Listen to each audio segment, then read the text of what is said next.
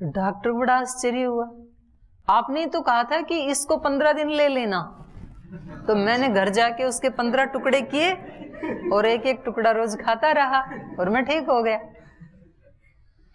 मतलब डॉक्टर को भी इतना आश्चर्य हुआ कि ऐसा भी व्यक्ति हो सकता है। मतलब डॉक्टर ने तो कहा था जो इस पे लिखा है वो लेके खा लेना। उन्होंने कहा लो ये 15 दिन खा लेना। उसने सोचा ये 15 दिन खा लेना मतलब ये कागज ही 15 दिन खा लेना। तो कागज के 15 टुकड़े कर दिए घर में जाके। तो उसको ठीक किसने किया? कागज ने किया कि विश्वास ने किया? मतलब इतना विश्वास हो गया उसको कि भाई इतनी रात में लिख के दिया है तो बहुत अच्छी दवा है ये मेरे लिए, ठीक होके चला गया। तो जब हमारे चित्त में ईश्वर के प्रति इतना विश्वास हो जाता है कि मैं इस पथ पे चला हूं, मेरा कभी अकल्याण नहीं हो सकता है। ये सारा संसार विश्वास पे तो चल रहा है। जब विवाह शादी करके बच्चे पैदा करके संसार आगे चल रहा है, तो जो दो परिवार, दो व्यक्ति जिन्होंने कभी आपस में किसी को जाना नहीं, कोई व्यवहार नहीं किया, एक बार बातचीत चली, रिश्ता तय हो गया और दोनों परिवारों ने एक दूसरे पे विश्वास कर लिया, दोनों बच्चों ने एक दूसरे पे विश्वास कर लिया और उसके बाद जिंदगी भर उसको निभाते हैं और कोई दिक्कत भी नहीं है, ठीक है, उसको अपना मान लिया ना। तो ऐसा तो है नहीं कि उनसे कोई दोष ही नहीं होता है, तो दोष तो होते ही हैं क्योंकि मनुष्य है, अपूर्ण है, लेकिन उसने अपना मान लिया उसको, तो इसलिए उस दोष को भी। महिलाओं के ऊपर कितने सारे मतलब वो आती हैं आपत्तियां, लेकिन उसने मान लिया यही मेरा परिवार है ससुराली और इन लोगों से जो मिलेगा वो ही मेरा भाग्य है। तो वो कहीं जाती नहीं है। वो तो अभी तो फिर भी थोड़ा सा भारत में जो पश्चिम का अनुकरण करके डिवोर्स आदि होने लग गई, नहीं तो पहले तो भारत में तो तलाक का कोई मतलब ही नहीं हो सकता है। कितने भी अत्याचार आए, कितनी भी प्रतिकूलताएं आए, तो वो वहां से छोड़ने को तैयार नहीं होती थी। एक बार अपने पिता के घर से गए तो अगले घर से फिर अब अर्थी ही उठेगी, बाहर नहीं जाएंगे उसको छोड़ के। तो जब हम एक मनुष्य पे इतना विश्वास कर सकते हैं तो ईश्वर पे क्यों नहीं कर सकते हैं? एक मनुष्य से तो कम से कम ज्यादा ही शक्तिशाली है। आज तो चलो पतंजलि योगपीठ है, मैंने तो जब 90 में मैंने घर छोड़ा था उस समय तो कोई पतंजलि योगपीठ भी नहीं था। मुझे भी नहीं पता था कि मैं इस मार्ग पे जा रही हूँ, कहाँ जाऊंगी, कैसे रहूंगी, कोई ग्रुप भी नहीं था। यहाँ भी मैं पहले पतंजलि योगपीठ में तो इकलौती मैं ही आई थी, मेरे के बाद तो ये सारे आ गए, इतने सारी बहनें। तो यहाँ तो चलो कोई बात नहीं है, तो बाद में एक अलग बात है वो, क्योंकि स्वामी जी के साथ तो वहां से ही संबंध था, घर से ही। तो 30 साल से वो तो जब घर से निकले थे तभी से ही था, वो यहाँ का अलग है। लेकिन एक ये विश्वास था, जब राजीव गांधी की मृत्यु हुई तो उस समय मेरे को ये लगा, उस समय मैं तो कुछ ज्यादा राजनीति आदि ऐसे तो कुछ नहीं जानती थी, इतना ही पता था कि इनकी जो पत्नी है वो विदेशी हैं, सोनिया माता जी। तो मेरे को ये लगा एकदम से कि देखो वो जो भी हैं इनकी पत्नी, तो विदेश से वो आई, उन्होंने अपना देश छोड़ा उस व्यक्ति के लिए, और उस समय वो प्रधानमंत्री थे। तो एक देश में एक बड़े से बड़ी जो पोस्ट हो सकती है उस व्यक्ति के साथ उन्होंने शादी की, इतना विश्वास किया, घर माँ बाप देश सब छोड़ा, फिर वो व्यक्ति भी छोड़ के चला गया। तो इसका मतलब है कि ये संसार तो सहारा लेने के योग्य नहीं है। संसार के सहारे कब टूट जाएं, कितने भी अच्छे से अच्छे व्यक्ति का हम सहारा पकड़ें तो पता नहीं वो तो कब छूट जाए। और उस समय तो पता नहीं, मैं शायद 8वीं 9वीं 10वीं कक्षा में पढ़ती होंगी, 9वीं या 10वीं कक्षा में थी। तो तभी ऐसे विचारा, कभी 6ठी 7वीं में थी तो कभी फौज से जैसे शहीद हो जाते हैं ना, तो गांव में 1-2 बार ऐसे हुआ कि किसी का डेड बॉडी आई वहां से, और फिर उसकी पत्नी चिल्ला रही है बेचारी, अभी अभी शादी हुई थी, 1-2 वर्ष हुए। तो मुझे लगता था कि ये संसार का सहारा लेकर के ये इतने खुशी से शादी करते हैं, फिर उसके बाद पता नहीं वो खुशी कब गम में बदल जाए। संसार तो विश्वास के योग्य नहीं है, इसका सहारा तो लेने योग्य नहीं है, पता नहीं कब टूट जाए। तो किसका सहारा लेना चाहिए? इससे अच्छा तो उसका सहारा लेना चाहिए जो कभी नष्ट ही नहीं होता है। तो ऐसा विश्वास जब व्यक्ति के चित्त में दृढ़ हो जाता है तो फिर उसको कोई दिक्कत नहीं होती है इस मार्ग में चलने में। जब संसार वालों को एक किसी सामान्य मनुष्य के ऊपर विश्वास करके और पूरा जीवन चलने में कोई दिक्कत नहीं होती, आराम से चल रहे हैं, तो इस साधक को कैसे परेशानी हो सकती है? क्योंकि इसने तो बहुत बड़ी शक्ति का सहारा लिया है। और यही बात अब शास्त्र में भगवान कृष्ण भी बता रहे हैं, इतना विश्वास दिला रहे हैं अपनी तरफ से। अगर किसी को खुद ऐसा अनुभूति ना हो तो वो कह रहे हैं, न ही कल्याणकृत कश्चित, जो भी कल्याण के मार्ग पे चलेगा या चल रहा है योग मार्ग पे, उसकी कभी दुर्गति नहीं हो सकती है। मैं उसकी दुर्गति होने ही नहीं दूंगा, क्योंकि उसने मेरे नाम पे भरोसा करके इस मार्ग पे कदम बढ़ाया है। तो उसकी सब परेशानियों का परिहार मैं स्वयं करता हूं और करूंगा।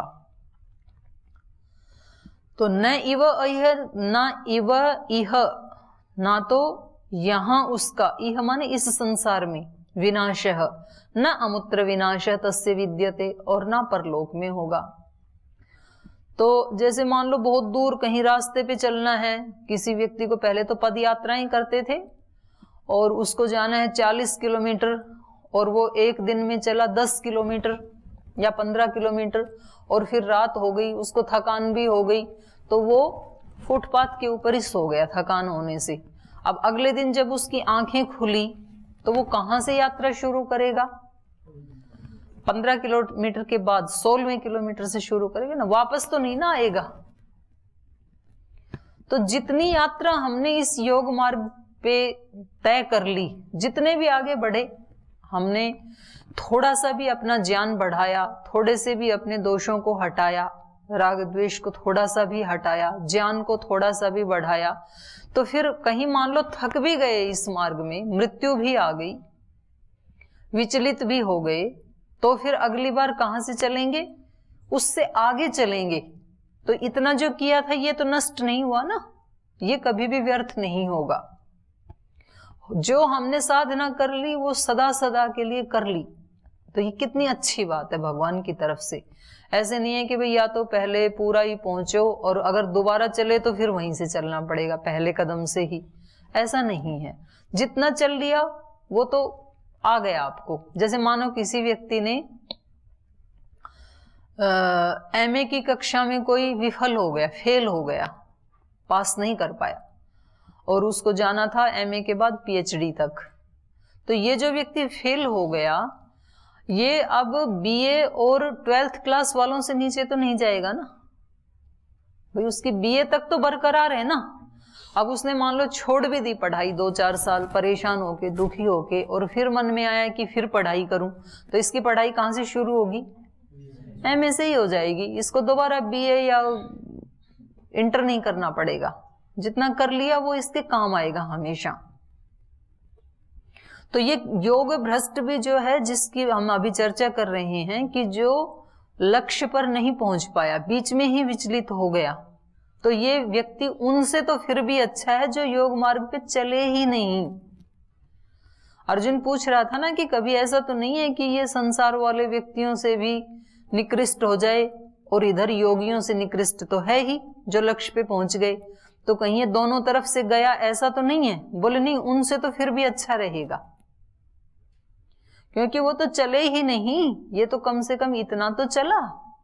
तो ये एमए में फेल भी हो गया तो भी कम से कम ये उन लोगों से तो उत्कृष्ट ही है जिन्होंने अभी बीए भी नहीं किया है या जिन्होंने अभी इंटर भी नहीं किया है, उतनी तो योग्यता है ही इसकी। तो एक बार यदि आपने साइकिल चलाना सीख लिया और फिर आपने 5-10 वर्ष उसको छोड़ दिया, बीच में चांस ही नहीं मिला, और 10 साल के बाद फिर ऐसी कोई स्थिति आई कि अब फिर साइकिल से चलना है, तो अब कितना प्रयास करना पड़ेगा साइकिल चलाने के लिए? 2-3 घंटे का, मुश्किल से 2 दिन का लगा लो। उसके बाद वो जो सीखी हुई विद्या थी वो तुरंत आ जाएगी, फिर चलाने लग जाओगे। ऐसा तो नहीं है ना कि जो पहले शुरू में जितने हाथ पैर तुड़वाए थे, जितने एक्सीडेंट किए थे, उतने ही अब दोबारा फिर करने पड़ेंगे, ऐसा तो नहीं है। तो जो एक बार हमारे चित्त में हमने अज्ञान का नाश कर लिया, जो हमें अपने मन को चलाना आ गया कि मन को कैसे शांत रखना है, मन को कैसे विकारों से रोकना है, ये मेरे लिए कितने हानिकारक हैं, ये चीज़ें मेरे लिए कितनी सुखदाई हैं, ध्यान योग, भक्ति योग, ज्ञान योग, ये मेरे लिए कितना कल्याण करने वाले हैं, अनंत सुख देने वाले हैं। पीछे आया था ना श्लोक में कि इसके बराबर कोई सुख नहीं है, अनुत्तम सुख कहा इसको, और इससे परे कोई सुख नहीं है। पराम शांतिम नैष्ठिकीम शांतिम, इससे बड़ी कोई शांति नहीं है। तो फिर जब ये हमें जितना भी समझ में आया उतना तो आ गया सदा के लिए, उसके नीचे नहीं जा सकता है व्यक्ति, उसके नीचे गिर ही नहीं सकता है। तो ये जितने भी योग से जो भ्रष्ट हो गए, जो उदाहरण हम सुनते हैं, योग भ्रष्ट मतलब ये शब्द सुन के ऐसे लगता है कि जैसे एक निंदा जैसा मन में विचार आता है। निंदा वाला नहीं है ये बहुत ऊंची स्थिति है योग भ्रष्ट वाली, क्योंकि उसने काफी यात्रा तय कर ली है, इसलिए वो उन लोगों से तो फिर भी बहुत अच्छा है जिन्होंने अभी इस मार्ग पे चलने का विचार भी नहीं किया है। जैसे राजा भरत थे, तो इतने बड़े साम्राज्य को छोड़ करके वो मुनि बने। शकुंतला पुत्र भरत थे ना, जिससे भारत देश बना। तो फिर इतना बड़ा साम्राज्य था, पूरा चक्रवर्ती सम्राट थे, फिर इसको छोड़ करके उनके मन में वैराग्य आया, तप करने का वो आया, तो उन्होंने सब छोड़ करके मुनि बन गए। और फिर वहाँ जंगल में रहते रहते और हिरण के बच्चे से प्रेम हो गया। मतलब वो नदी में स्नान करने गए थे और कोई हरिणी गर्भवती थी, तो उनके भय के कारण वो वहाँ छलांग लगाने लगी, तभी उसका गर्भपात हो गया। तो वो तो मर गई वहीं पर, उसकी माँ तो बच्चा रह गया बिल्कुल नवजात। तो इनको लगा कि ये ना मेरे पैरों की आहट सुन के भागी थी हिरणी, तो इसकी मृत्यु में थोड़ा दोष मेरा भी है, मैं निमित्त बन गया। यद्यपि मैं तो स्नान के लिए आया था, वो पानी पीने के लिए आई थी वहां पर नदी पे। और देखो ये कितना छोटा सा बच्चा है, हिरण तो बड़ा भी बहुत प्यारा लगता है, और उसका बच्चा तो और भी प्यारा लगता है। तो क्यों ना मैं इसको अपने आश्रम में ले चलूं।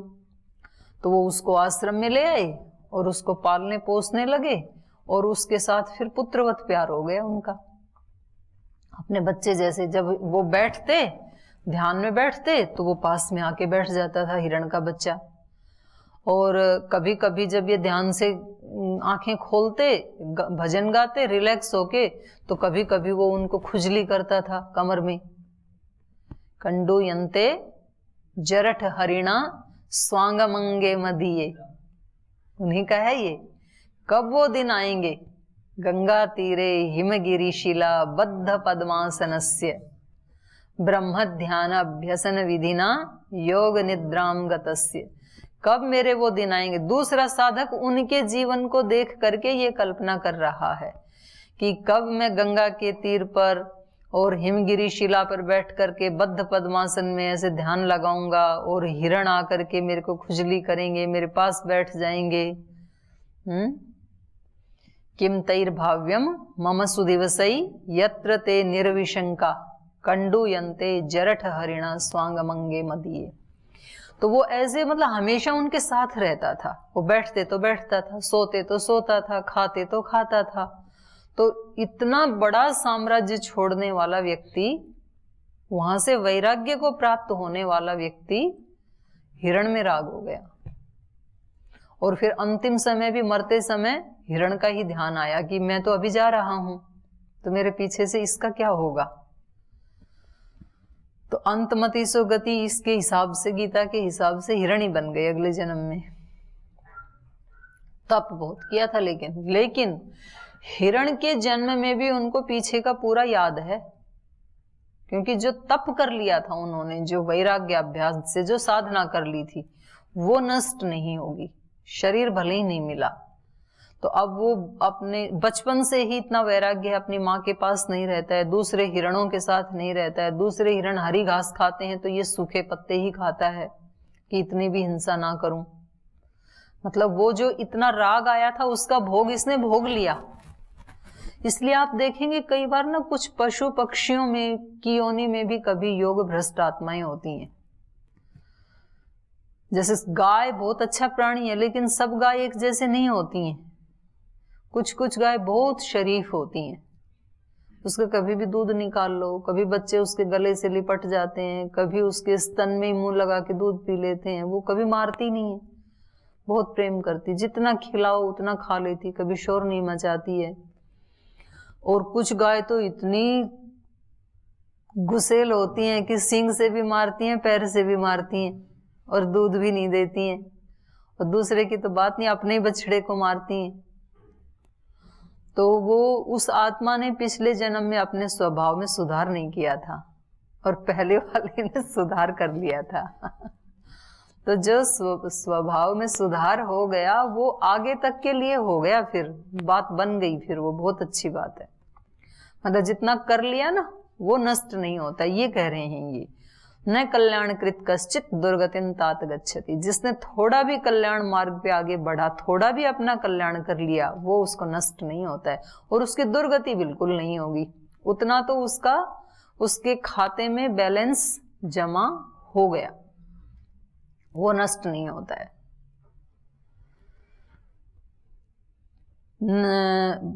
न पार्थ नैव इह नामुत्र विनाश तस्य विद्यते, न ही कल्याणकृत कश्चित दुर्गतिं तात गच्छति।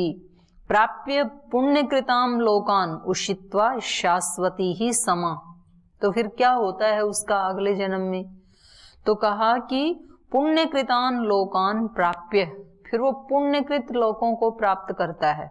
यदि वो योग मार्ग में पूर्णता को प्राप्त हो जाता, समता को प्राप्त हो जाता, इनकी दृष्टि में योग युक्त होना क्या है? समता में प्रतिष्ठित होना, सुख दुख मान अपमान इन दोनों में एक जैसा उसको अनुभव हो, और सर्वत्र ब्रह्म का दर्शन, ये इनकी दृष्टि में योग युक्त होना है। ऐसा जो हो गया उसको तो क्या मिलेगा? मोक्ष मिलेगा। उसको तो जो करना था वो कर लिया, इससे बड़ा कोई तप नहीं है। और जो ऐसा नहीं कर पाया, अभी चल तो रहा था लेकिन अभी नहीं कर पाया ऐसा, तो उसको क्या होगा फिर?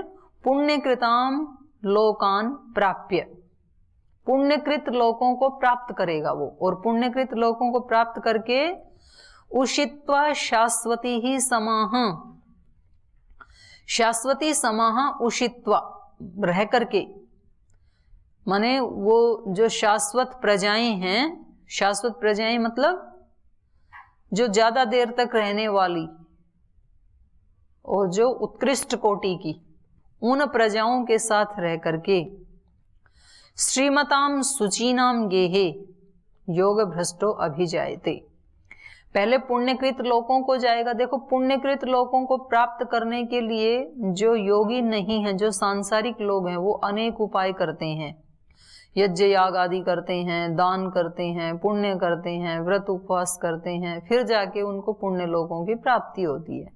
उनका ध्येय भी वही होता है, उनका ध्येय मोक्ष प्राप्त करना नहीं होता है। उनका ध्येय होता है इतना दान करेंगे तो इतना पुण्य बढ़ेगा, इतना पुण्य बढ़ेगा तो हम उस लोक को प्राप्त करेंगे, अमुक अमुक लोक को। तो वो इतना प्रयास करके उन लोगों को प्राप्त करता है। और ये वाला साधक, इसको उन लोगों की कोई अभीप्सा नहीं है, इसको तो ईश्वर को प्राप्त करने की अभीप्सा है, इसको तो राग द्वेष हटाने की अभीप्सा है, इसको अपने दोषों को मिटाकर निर्दोष होने की अभीप्सा है। इस अभीप्सा से इस मार्ग पे चला था, लेकिन अभी पूरा नहीं कर पाया, तो बीच में ही इसका खंडित हो गया योग। तो अब ये बिना ही प्रयास के उन लोगों को प्राप्त करेगा। उन लोगों के लिए प्रयास नहीं किया था तो भी अब ये निकृष्ट लोक में नहीं जाएगा, उत्कृष्ट लोकों को ही प्राप्त करेगा। और वहां पर यथासंभव रह करके, क्योंकि इसकी टेस्टिंग भी हो जाएगी ना वहां, तो इसका वास्तव में ही यदि योग मार्ग में रुचि है तो वहां पर ये आसक्त नहीं होगा। और यदि थोड़ी भी कमी है तो फिर ये वहीं रमण करेगा, तो ठीक है, उसको वहां के कुछ भोग दे करके और इसको फिर सामान्य जीवन मिल जाएगा।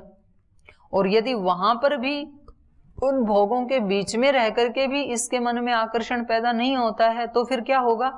फिर शुचिनाम श्रीमताम गेहे योग भ्रष्टो अभिजायते, तो फिर श्रीमान, श्रीमान लोगों के, श्री मतलब ऐश्वर्य, ऐश्वर्य कई प्रकार का होता है, जरूरी नहीं है कि केवल धन का ही ऐश्वर्य होता है। चरित्र का ऐश्वर्य, वाणी का ऐश्वर्य, जीवन मूल्यों का ऐश्वर्य। तो श्रीमान उनको कहा जाता है जिनके पास सांसारिक ऐश्वर्य भी होता है और आध्यात्मिक ऐश्वर्य होता है। मेहनती लोग हैं, शुभ कमाई करते हैं, कोई दुराचार व्यभिचार नहीं करते हैं और कोई अहंकार नहीं करते हैं, जो मिला उसको ईश्वर का दिया हुआ ही मानते हैं। तो ऐसे बहुत आपको घर गृहस्थी लोग मिलेंगे।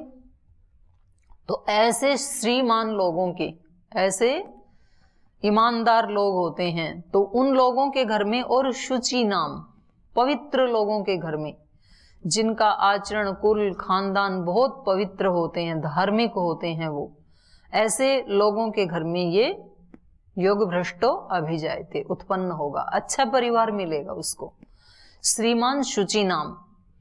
तो इसका कहीं नाश तो नहीं होगा। ऐसे ही परिवार में पैदा होगा तो या तो वो खुद योगी होंगे और या तो फिर वो ऐसे व्यक्ति होंगे जो योगियों से प्रेम करने वाले होंगे, अध्यात्म से प्रेम करने वाले होंगे, तो फिर वहां पहुंच जाएंगे। जैसे कि आप पहुंच गए ना यहाँ पे, तो ऐसे वो पहुंच जाएगा जो जिसकी योग में ही रुचि है, क्योंकि उसकी आगे भोगों में तो रुचि हो नहीं सकती है।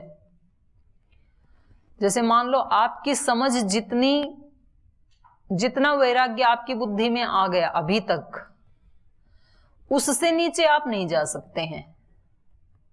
आपको यहां से भेज भी दें, किसी धनवान व्यक्ति के घर में भेज दें और उसके घर का इन्वायरमेंट ऐसा है कि जो आपके अनुसार अच्छा नहीं लगता है आपको, वहां सब प्रकार के उल्टे पलटे काम होते हैं, तो उस इन्वायरमेंट में रह करके भी आप उसमें लिप्त हो जाएंगे या वहां से भागने की कोशिश करेंगे? तो देखो सारे एक तरफ से बोल रहे हैं आपकी, भागने की कोशिश करेंगे। क्यों? क्योंकि उतना ज्ञान हो चुका है आपको, इसलिए उसमें आकर्षण हो ही नहीं सकता है। अब जिन विषयों का अभी ज्ञान नहीं हुआ है, बिना ज्ञान हुए हम दूसरों से सुन के जिससे बचे हुए हैं, दूसरों से सुना है ये अशुभ है, इसलिए हम, अपना अनुभव नहीं है, भले ही उसमें आप कभी धोखा खा जाएं, लेकिन जिन चीजों का हमें ज्ञान हो गया उसमें दोबारा व्यक्ति कभी आसक्त नहीं हो सकता है। तो ये जो योग को प्राप्त नहीं भी कर पाया, तो ये कभी ऐसे कहीं पुण्य लोकों में चला जाए या ऐसे कुछ धनवान लोगों के यहाँ चला जाए, तो भी ये भोगों में आसक्त नहीं हो सकता है, तो भी ये योग में ही आसक्त होगा। और आगे बताया, अथवा योगी नाम एव कुले भवती धीमताम, दो विशेषण बताई। धीमताम योगी नाम, धीमान बुद्धिमान, जिनका ज्ञान स्थिर है, ऐसे लोगों के घर में ये पैदा होता है। योगी नाम, योगियों की, तो योगियों के मतलब यहां सन्यासी नहीं है, और सन्यासी भी हो सकता है, योगी तो कोई भी हो सकता है ना। गीता की भाषा में पीछे आ लिया ना, योगी कौन है? योगी कौन है? अभी तो बताया था, योगी कौन है? गीता की भाषा में बोलो ना, समत्वम योग उच्यते, ये बोलो ना। योगी कौन है? समता में रहने वाला। तो समता में तो कोई भी रह सकता है ना। सांसारिक व्यक्ति भी यदि समता में जीता है तो वो अपने सब कर्तव्यों का पालन करते हुए भी योगी है।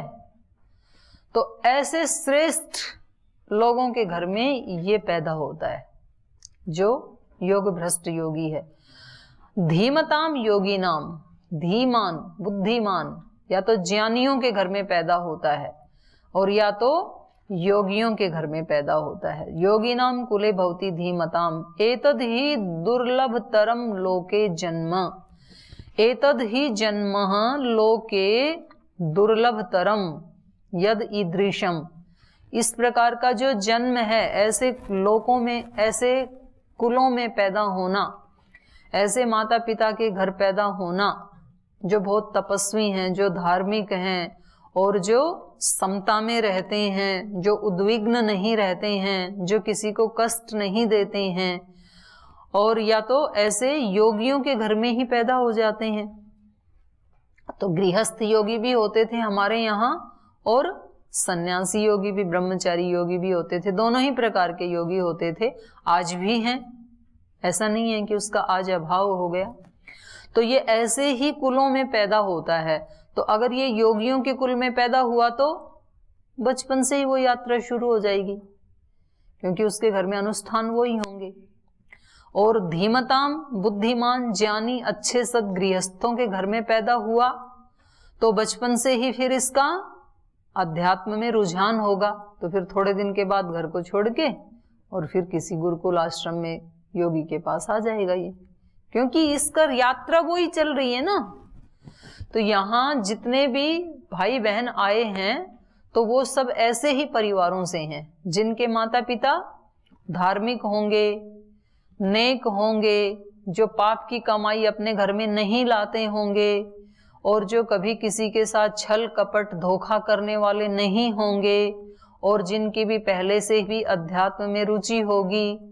तो ऐसे उसमें पैदा हुए, तो ऐसे संस्कार पहले भी अपने भी थे, इसीलिए उस कुल में पैदा हुए, फिर वहां से भी वैसे ही मिले, तो वो बनते बनते बनते और फिर आप जो बाहर रहे स्कूल कॉलेजेस आदि में, वहां तो योग का माहौल नहीं था, वहां तो भोग का ही माहौल था, लेकिन वो माहौल आपको आकर्षित नहीं कर पाया क्योंकि वो इसके संस्कार नहीं थे। ये तो योग भ्रष्ट आत्मा था, तो उन संस्कारों से ये लिप्त कभी नहीं हो सकता है। उनमें रहते हुए भी इसका चिंतन मनन कहाँ चल रहा था? अध्यात्म की ओर। तो इसका नाश नहीं हुआ ना, पिछले जन्म में जो किया था, जो इसने संसिद्धि को प्राप्त नहीं किया, वो नष्ट कहाँ हुआ? हानि कहाँ हुई? इसकी हानि तो नहीं हुई। जितना किया था वो किया था, उसके बाद अब फिर उसी यात्रा पे लग गया है। उन संसार में रहते हुए, उन लोगों के बीच में रहते हुए भी इसके ऊपर उसका प्रभाव नहीं होता है, और थोड़ी देर के लिए हो भी जाए तो वो तुरंत हट जाता है। वो ऐसे ही है, कहीं रास्ते में चलते चलते कहीं धूल लग गई और फिर आके घर अपने ऐसे कपड़े झड़काए तो धूल झड़क गई, बस इतना ही होता है, तो फिर वो चल पड़ता है। तो इसलिए कहा अथवा योगी नाम एव कुले भवती धीमताम एतद ही दुर्लभ तरम। देखो दुर्लभ नहीं कहा यहाँ पे, दुर्लभ, दुर्लभतर, दुर्लभतम। तो यहाँ पर दुर्लभतर कहा, बहुत कठिनाई से, बहुत अधिक कठिनाई से ऐसा संयोग बनता है, ऐसे घर में पैदा होना भी। तो कहा कि ऐसा ईदृशम जन्म, इस प्रकार का जन्म, एतद ही लोके, इस लोक में ये दुर्लभ है। योगियों के पास जाना या ऐसे घर में पैदा होना ये अपने आप में ही दुर्लभतर है। ऐसे कठोपनिषद में भी आया, यमाचार्य नचिकेता को कहते हैं कि कुछ लोगों को तो ये ज्ञान सुनने को भी नसीब नहीं होता है, उनको पता ही नहीं कि ये भी कोई ज्ञान होता है। पूरी जिंदगी ही इससे रहित वो किसी अन्य संसार में ही भागते दौड़ते उनकी बीत जाती है। तो ये हमारा कितना बड़ा सौभाग्य है देखो, कि हमें रोजाना ये ज्ञान पढ़ने को मिलता है, सुनने को मिलता है, विचार करने को मिलता है।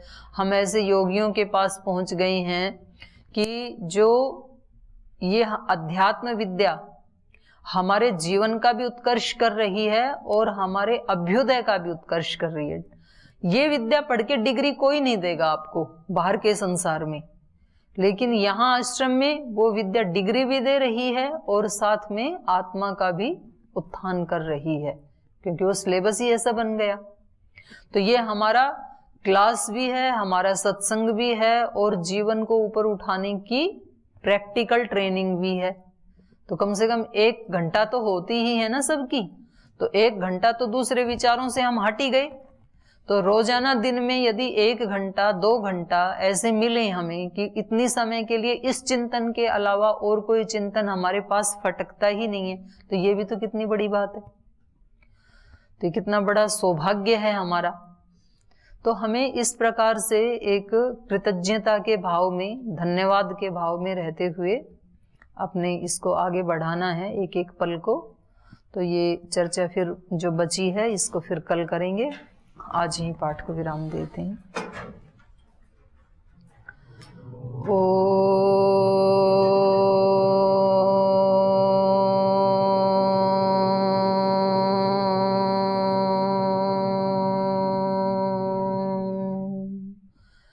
शांति शांति शांति।